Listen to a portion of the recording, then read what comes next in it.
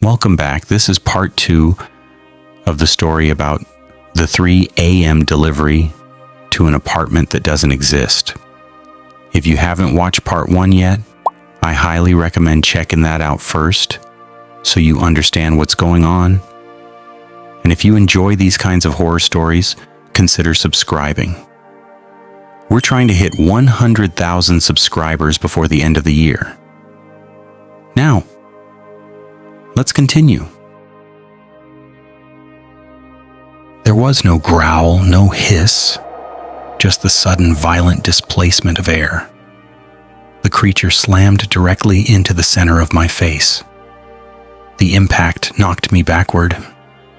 I stumbled over my own feet, my heavy work boots catching on the carpeted floor of the back office. I crashed to the ground, hitting my back hard against the filing cabinet. I threw my hands up to my face, screaming, but the sound was completely cut off in my throat. The thing attached to my head was heavy, feeling like a dense sack of wet muscle and bone. It felt like cold, damp leather pressing against my skin. I could not see anything. The creature was completely covering my eyes, my nose, and my mouth. I felt limbs wrapping around the sides of my head. There were too many of them. They were small, highly jointed, and possessed sharp, hard tips that dug deeply into the skin behind my ears and under my jawline. The limbs clamped down with terrifying strength, locking the creature onto my skull like a biological bear trap. I thrashed wildly on the floor, kicking my legs against the desk and the walls. I grabbed the mass of cold, wet leather covering my face and tried to pry it off. My fingers slipped against the smooth, damp surface of the creature. I pulled with all the physical strength I possessed, but the sharp limbs dug deeper into my neck, piercing my skin. I could feel warm blood trailing down my collar. I could not breathe. The main body of the creature was pressed firmly against my mouth and nose, creating an airtight seal. My lungs burned. My chest heaved violently, desperately trying to pull in oxygen, but there was nothing. I rolled onto my stomach, slamming my face against the carpet, trying to crush the creature between my head and the floor. It did not work. The thing did not yield. The limbs only tightened their grip, crushing my windpipe. The crushing pressure in my chest was agonizing. I was suffocating. I realized with absolute horrifying clarity that I was going to die on the floor of the back office, choked to death by something that came out of a delivery box. My hands scrambled frantically across my utility belt. My uniform belt holds my keys, my radio, and my flashlight. It also holds a standard-issue electric security baton. My fingers brushed against the hard plastic handle of the baton, and I unclipped it from the holster. My movements were growing weak. The darkness in my vision was consuming everything. I had only seconds left before I lost consciousness entirely. I gripped the handle of the baton and pressed the activation button. I heard the sharp, aggressive crackle of the electrical current arcing across the metal prongs. I knew that if I used the baton on the creature, while it was firmly attached to my face and neck, the electrical current would travel directly into my own body. The voltage would hit my head and my chest. I risked injuring myself, but I had absolutely no other choice. It was the only option left. I brought the sparking metal prongs up to the side of my jaw, directly pressing them into the thick, wet mass of the creature's limbs, gripping my neck. I squeezed the trigger tightly. The pain was indescribable. A massive, violent surge of electricity exploded through the side of my face and down my neck. It felt like a hot iron spike was being driven directly into my brain. my teeth clamped together with bone-breaking force. I bit down hard on the side of my tongue, filling my mouth with the hot, metallic taste of my own blood. Every single muscle in my upper body locked completely rigid in a paralyzing spasm. The electrical shock lasted for maybe 2 seconds, but it felt like an eternity of blinding white agony. I released the trigger, my hand falling limply to the carpet. The creature attached to my face violently convulsed. The sharp limbs digging into my neck suddenly went slack. The heavy, wet mass released its airtight seal on my mouth and slid off my face, dropping onto the carpet next to my head with a dull, wet thud. I lay on the floor, gasping desperately for air. I pulled huge, ragged breaths into my burning lungs, coughing and choking on the blood from my bitten tongue. My entire body was trembling uncontrollably from the electrical shock. The side of my face felt numb and smelled faintly of burnt hair and ozone.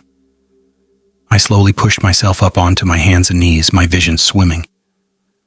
I looked down at the carpet. The creature was lying there, completely motionless. I stared at it, trying to comprehend what I was looking at. It was about the size of a large melon. It had no discernible face, no eyes, and no mouth that I could see. It was simply a central, pulsating mass of pale, wet, leathery skin, surrounded by at least a dozen multi-jointed spindly limbs.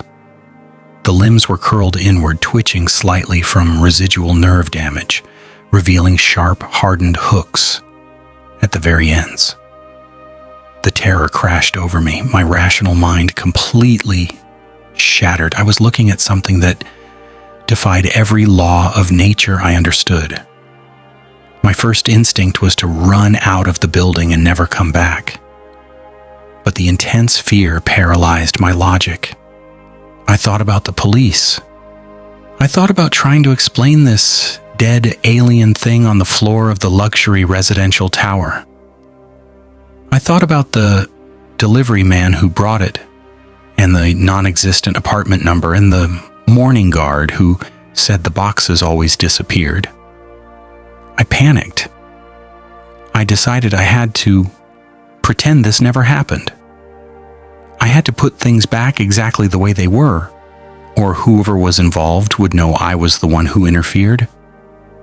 I grabbed a plastic dustpan and a broom from the corner of the back office.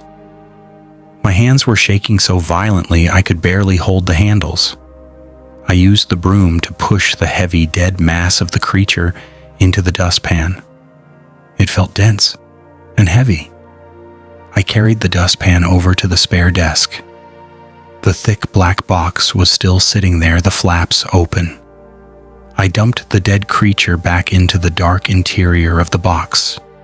I found a roll of clear packing tape in the desk drawer.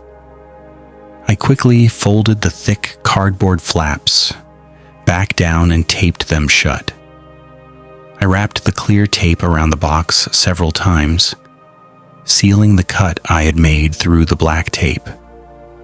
I wiped the blood off my neck using a paper towel and some water from the coffee machine. The scratches under my jaw were deep and painful, but the collar of my uniform shirt covered them. I cleaned a few drops of blood off the carpet using a stain remover spray. I placed the sealed box exactly where I had originally left it, on the spare desk.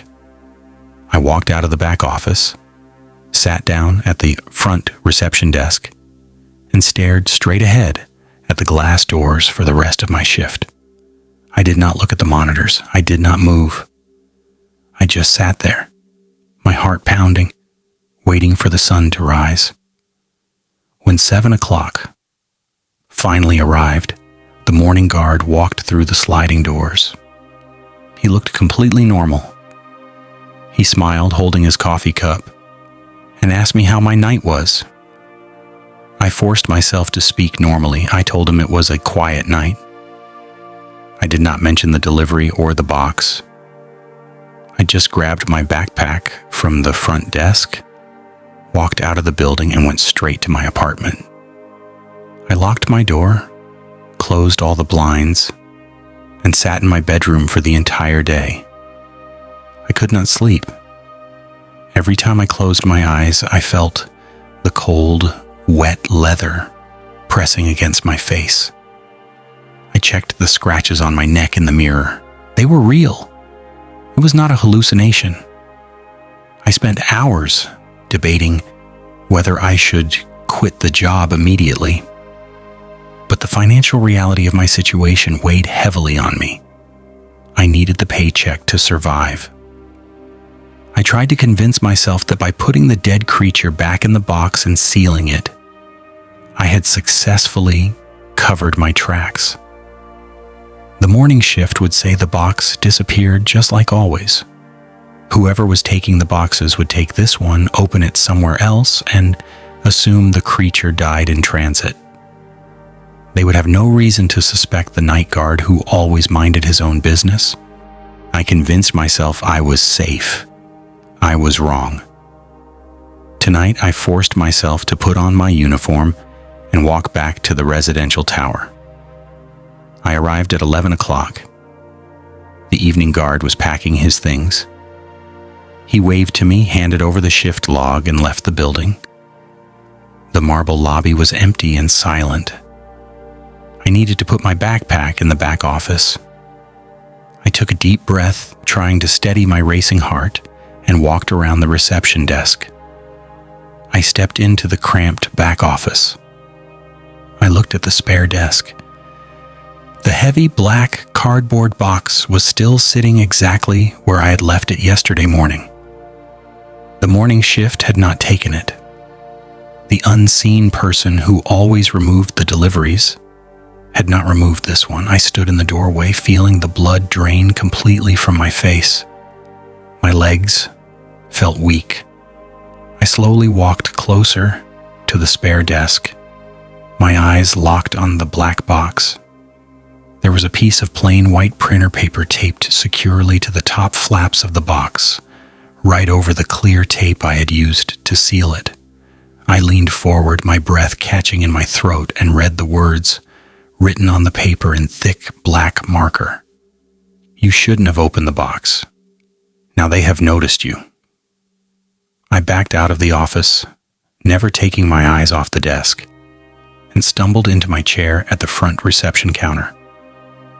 That was 20 minutes ago. I am sitting here now, staring at the sliding glass doors leading out to the dark, empty street. The digital clock